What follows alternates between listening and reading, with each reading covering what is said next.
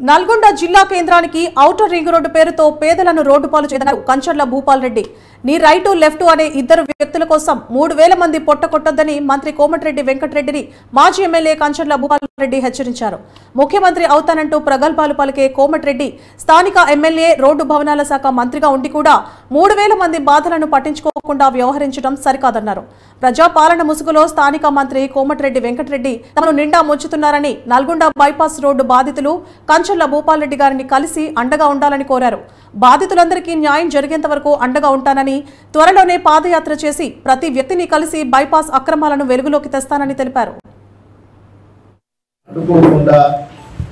మాయమాటలకు ఇక ఆగదు, వాళ్ళేదో భ్రమ కల్పిస్తుంటే మీరు ఇంకా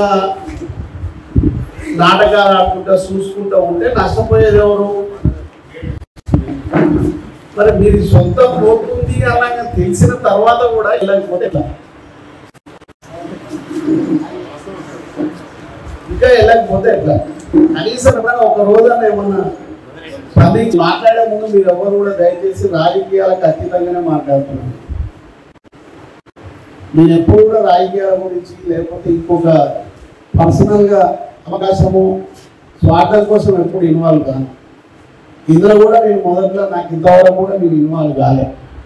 కాకపోతే కొన్ని సందర్భాలలో మీకు తెలవకుండానే మీకు నీడలాగా ఆఫీసర్లతో వాళ్ళకి వీళ్ళకి మాట్లాడుతూ చెప్తూనే ఉన్నా. ఈరోజు వీడికి వచ్చినా కొందరికి ఫోన్ చేసి మీరు పోవద్దు, ఇది ఆగదు, ఇది ఆగదు, ఆగకపోతే ఎవరికి నష్టం ఆలోచన చేయండి. ఓకే, భూపాల్ రెడ్డి ఇన్వాల్వ్ అవుతాడు వల్ల అడ్డుకోకుండా